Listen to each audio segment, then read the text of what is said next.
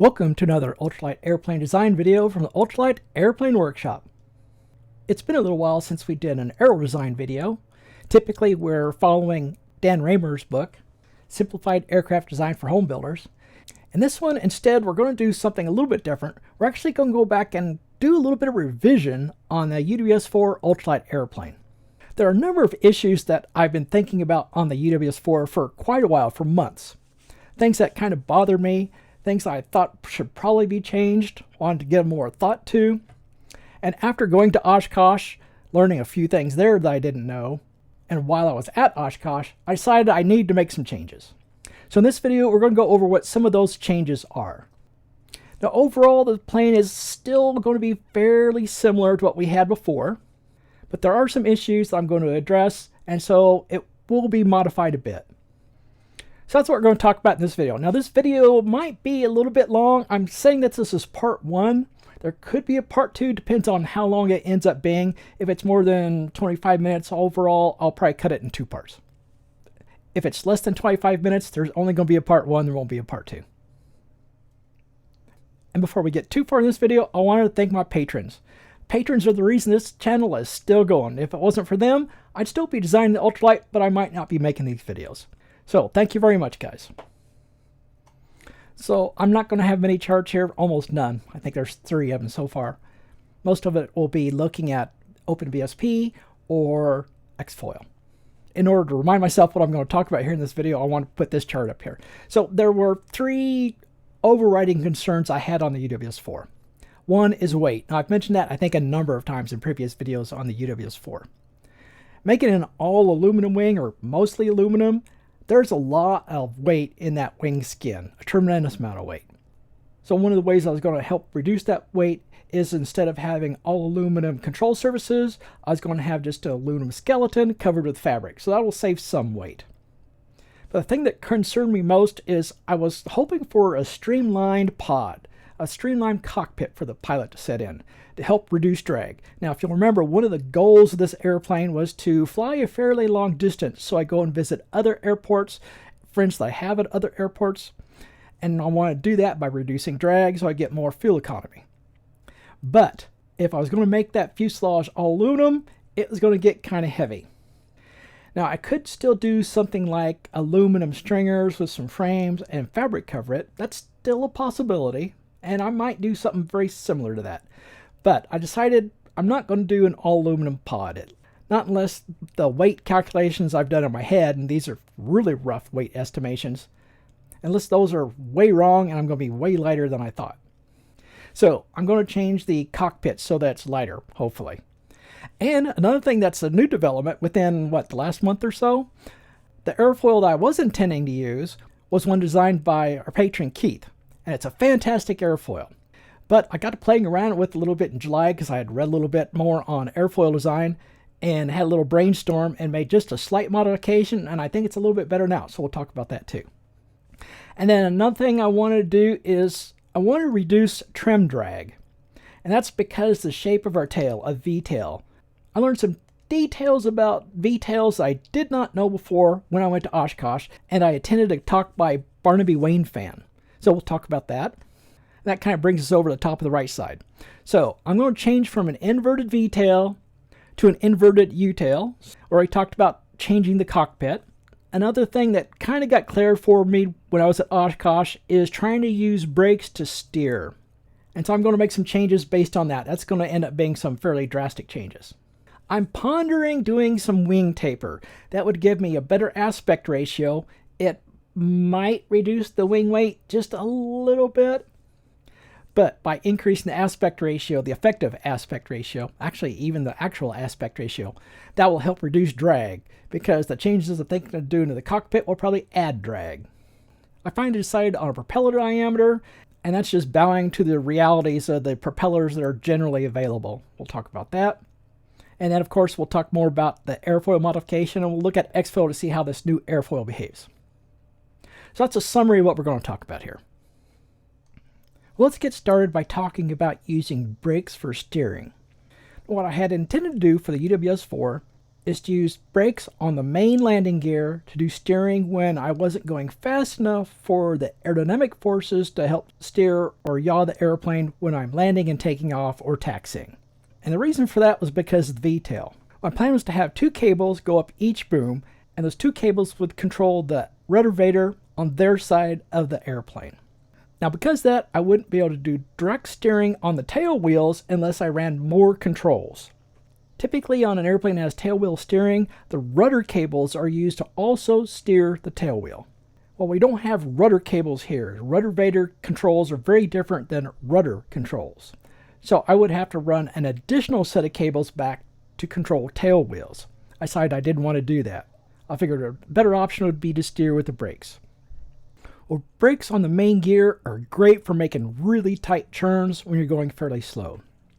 But when you're getting up to the speed where you're just below the speed where the control surfaces aren't quite strong enough to control the yaw, and you try to use brakes to control that, and here we're talking about when you're taking off, maybe high-speed taxi, or when you're landing and you slow down just below where the control surfaces are effective. When you try to use brakes to steer in that situation, brakes can really be tricky and can get you into trouble, and can easily cause you to get into a ground loop. And by the way, that's something I was hearing several people talk about at Oshkosh. There's more than one person that mentioned that brake steering at high speed but below control surface effectiveness is really risky and can cause some issues. So I decided it's probably a good idea to switch to having steered gear. Now, like I said, I did not want to run another set of control cables back to the tail wheels to control those. So I decided to switch to tricycle gear, which means getting rid of the tail wheels and adding a nose gear. Let's do another side view here on this model. I imagine you already know that when you do tricycle gear, you move the main gear back aft of your aft CG, your most aft CG. So in our case, that's going to be somewhere back here. Let me draw a little circle for that. So it'd be somewhere right back in here. Now you'll notice I did not draw it on the ground. I drew it up higher. I drew it where the ground would be when we're at a 15-degree attitude. Now what's nice about that is we can now make that gear shorter. It'll bring the whole airplane lower to the ground. It'll make the landing leg shorter, so that'll save some weight. It'll make it easier to get in and out of the cockpit. That was one of the things I didn't like about the design I currently had. I had to step up pretty high to get up into the cockpit. So that'll let us save a little bit of weight on landing gear. It's weight we don't have to expend on running cables back there for a tail wheel gear to steer it. And we have to add some weight for nose gear up here. So let's take a look at what that's going to look like. So here's the revised UWS-4 with that revised tricycle landing gear. So you can see that main gear is now much farther back. We have a much shorter leg for the landing gear, and we've added a nose gear here. The nice thing about control for the nose gear is there's no long linkage. It's very short from our rudder pedals to the nose gear, so that's pretty nice. So we saved a little bit of weight on the leg, so we did not have to add any extra linkages or control cables to go back control tail wheels. So I'm guessing that adding the nose wheel will add just a little bit of weight, but not a whole lot. And we got a shorter main landing gear, so I think that's going to help us a lot. So it'll be more controllable, but we probably added a couple pounds, maybe 2-3 pounds. But I think we can live with that. We'll find out. Now, if you hadn't seen some of the previous videos, I'll explain some of these lines here. So as you probably figured out, this line is the ground line. This line here is the 15-degree angle line. I wanted that to be the maximum angle that we would land at. And then I want 8 inches of clearance from the prop, which would be right here. And I wanted 8 inches of clearance when we have the flaps deflected 45 degrees. So that's what these lines are for. And while we're talking about clearance, let's talk about the decisions I made on the prop. Now, my original intention was, if I could, I was going to use a 6-foot diameter prop, 72 inches. The larger the diameter prop we can have, the more efficient we can have our propeller be. And that should help us fly a longer distance, meeting one of the goals for this ultralight, which is to fly long distance. But the reality is, on the market, it's hard to find a 72 or 70-inch diameter prop that is built for a 25 to 30 horsepower engine. Most of them are designed to handle much more horsepower. The blades are much wider to accept more horsepower. Now, in the 25 to 30 horsepower range, the usual maximum diameter you can find is around 60 inches, 59 inches. So I decided to bow to the pressure of the market, and I'm going to get a 59, 60-inch diameter prop. That means I can pull my engine down just a little bit lower. It'll get a little bit closer to the CG of the airplane, so I don't have a thrust line that's offset from the CG. So in a way, that's a good thing, but the prop's going to be a little bit less efficient. Now in the future, it's possible that I will design my own propeller. It certainly have to be made out of carbon fiber. That could be a larger diameter. But for now, at least on this initial version of the airplane, while I'm doing initial flight testing, I'll buy a prop off the market that's 55, 60 inches diameter. Now let's talk about one of the consequences of doing that. Let's look at the front view here. So here I'm showing a 60-inch diameter prop, and you can see the top of the prop is just a little bit impinging on the horizontal tail. Now I was hoping to keep the prop wash away from the horizontal tail to help reduce drag. And in this situation it should. If you'll remember, the prop wash actually contracts a little bit behind the propeller.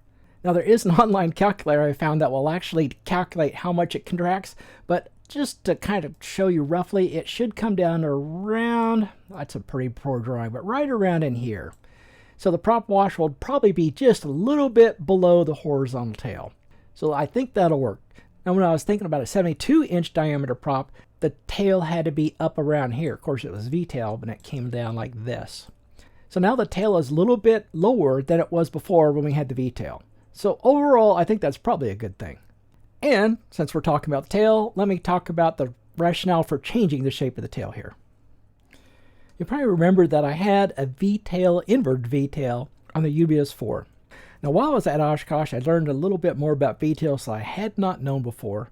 And I learned this from Barnaby Wainfan. He had a couple of sessions, forums that he gave while at Oshkosh 2023.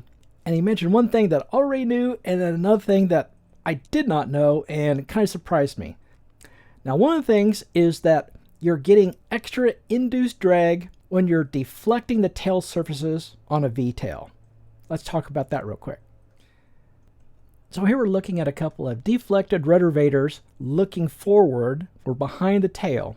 So here is basically the mean line of the tail. These are the deflected surface deflected up. So in this case, we're trying to pitch the airplane up. It's going to push down on the tail. So that's what these lines here are showing. Now the forces that these rotorvators are making are perpendicular to their center line. So that's why this big black line here is perpendicular to the control surface, and on this side also. So if you look at this little vertical green line, that's the force that we're using to pitch up, both on this side and on this side. But these rotorvators are also generating forces that are horizontal, and they're pointing towards each other, and they're canceling each other out. So there's force toward the center of the airplane here on the left side, and force toward the center of the airplane here on the right side. Of course, if we were deflecting down, everything would be swapped around. The force would be up to the right, up here on this side, and up to the left over here on this side. And again, you would have forces that are horizontal and opposite each other. They'd each be pushing outward. But think about this. When we're generating lift on any surface, we're also creating induced drag. And so these horizontal forces are lift forces, and we're having induced drag because of those, but we're not gaining anything from it. They're canceling each other out. So anytime we're maneuvering with the tail, or even when we're in trimmed flight, flying nice and level, this tail is pushing down a little bit to counteract the other pitching moments of the airplane, and so it's generating lift and induced drag, which means we're generating extra induced drag here on these opposite forces for no benefit whatsoever. It's just extra drag. Now that's something that I knew about, but I was willing to live with because I was thinking I could have less wetted area, less surface area from a V-tail, since we've combined the horizontal and vertical surfaces together into one surface. Now what Barnaby said was that that's not true. You end up having just about the same exact amount of surface area, which means you're going to have the same exact amount of parasitic drag. If that's the case, we're going to have the same amount of parasitic drag, but we're going to have extra induced drag compared to a conventional tail with a horizontal and vertical surface And the V-tail is not buying me anything in this case. Now, there are certainly some instances where it's worth doing a vertical tail, but now I've decided it's not worth doing it here. So we're going to switch to a more conventional tail, at least closer to conventional. So I'm doing a boom-supported inverted U-shaped tail. So we have the horizontal surface and we have two vertical surfaces here. Now I still want to do the booms because I like having the engine down close to the center line, the CG of the airplane, so I don't have that offset thrust which has caused a nose down pitch when you shove the throttle forward. So I still like this, which is why I'm keeping these booms. Now I could change my mind at some point and say, you know what, these booms are too much of a hassle and I'll go to a more conventional tail, and which would be in the prop wash. I'm going to try to avoid that for now. And I should mention, the horizontal tail on this airplane is huge. Right now it's 21 square feet. I use the tail volume coefficient method to calculate both the vertical tail and horizontal tail area. And I talked about in that previous video. In fact, I'll put a link up here in the upper right hand corner so you can go look at that video to figure out how to calculate the coefficient for horizontal tail volume and vertical tail volume so you can come up with a rough guess. But it's basically using tail surface areas of similar airplanes, calculating a coefficient of tail volume from them, and then you apply it to your airplane. And then one other consequence I should mention of having the horizontal tail be a little bit lower. Let's go ahead and look at that front view. Since we switched the 60-inch diameter prop, that lets us lower this horizontal tail a little bit. That also lets us lower the booms a little bit, so these booms out here don't have quite as much angle as they did before with the V-tail. So that's nice. In addition, the surface area I have here for the horizontal stabilizer, it probably doesn't need to be as big as it is because of these booms out here that are angled. That's going to act a lot like a flying surface and push down on the aft end of the airplane. So that'll help with stabilizing. And I'm pretty sure when we calculate the neutral point and start doing better calculations on weight and balance, determining the fore and aft CG limits, I'm pretty sure this horizontal tail area will come down even more, because right now it looks really huge, but I'm pretty sure it's going to come down, but we'll find out. Well, next let's start talking a little bit more about weight. I know that trying to make an all aluminum airplane is quite a challenge to get it to fit underneath the 254 pounds empty weight of Federal Aviation Regulation Part 103. So I already made one compromise there, and I wanted to make all the control surfaces just an aluminum skeleton covered with fabric. I figured that'd save me a few pounds right there. And the pod, or the fuselage, was going to be my major concern, I think, for weight. I wasn't quite sure how I was going to do it. It could have been composites. It could have been I decided to learn how to work aluminum into complex curves. I hadn't decided yet. And the reason I want to do those either composites or metal shaping to complex curves is I wanted to make a very aerodynamic pod. And again, this was to help to reduce drag so I could fly a long distance. But I decided I may just have to compromise on that, and I may end up losing my long distance goal. So here's what I decided to do on the revision of the UWS-4. So I'm not showing the boom here, and I've changed the wing to a wireframe so we can see through it a little bit. So I decided to, in order to try to save weight, is I'm going to come back quite a bit and design the cabin area, the pod area, to be at least minimal to start with. What is the bare minimum I want to try to get away with? And that's what we're seeing here. So the main part of the structure is this bottom part down in here. Let me do a little drawing on that. So that's this part here. So right down here, it's going to attach to the bottom of the spar of the wing, the main spar, and then back here, it'll attach to the rear spar of the wing. And then, of course, somewhere in this area here, and possibly here, will attach to the seat for the pilot, and the seat belts for the pilot, at least the lap belt. So it'll be the main structure of the airplane, for where the controls are, where the nose wheel is, and where the pilot is, connecting those to the wing. So it's basically a 6 by 6 inch aluminum tube for the most part. It actually tapers back here toward the back where it connects to the rear spar. At least that's what I'm thinking of right now. And so it'll have to be structurally strong enough to handle the weight of the pilot, connect to the wing. Now for the engine connection, the bottom edge or bottom portion of the engine mount will also connect to this major portion of the fuselage back here at this bottom edge. Now I've also added this little extra bit in here. It's kind of triangular shaped. The top edge of the engine mount mounts to that. It also mounts down here at the same location where the bottom portion of the engine mount is, and it connects to the top of the spar right here. Now, I don't know if that's actually going to be enclosed. The way of drawing it here, it could actually be tubes. I haven't decided yet. Now, I've mentioned before that I want to have rollover protection on the airplane. And that's what this vertical column here is also. So it connects to the bottom of the spar and to the top of the spar. And then it projects up far enough, let me do a left view here, that if I do roll over, it'll help protect the pilot's head along with the top portion of the instrument column. So let's talk about that next.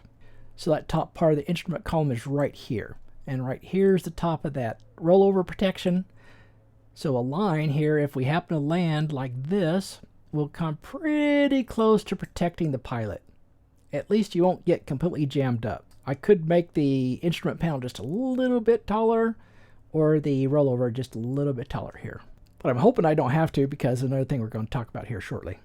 And since we're talking about it here, this is the instrument pod. Now I probably won't make this solid either. I'll probably have it kind of triangular shaped like this. So it'll attach to this main portion down here in 2 spots. The instruments would be right down in this area. So that's what I'm thinking of. And by the way, all this is about 6 inches wide. Oh, and I should also mention the rudders would attach down here to the main portion of the pod, right down in this area. So that's what I'm thinking of for a minimalist, lightweight fuselage or pod area to help connect the pilot, the controls, the nose gear, have a rollover protection, and the engine to the wing. That's about as minimal as I want to go. And hopefully it would be light enough not to be an issue. But this kind of completely takes away from one of the goals that I wanted to have, which is long range with low drag. Because this is clearly very, very high drag, as it's shown right here. But I'm hoping that I'm going to have some weight margin left over, that I'll be significantly under 254 pounds of empty weight. So unfortunately, we've gotten up to about 22 minutes on this video. I've noticed now I have a lot more recorded, which means we'll go way over 25 minutes. So I'm going to stop it right here. There's going to be a part 2 and possibly a part 3. But in part 2, we're going to continue talking about this fuselage. Because if I do have some weight margin, we're going to start adding stuff in. But we're going to add it in little bits. We'll add a nose piece, we'll add a windshield, we'll add some more fairings.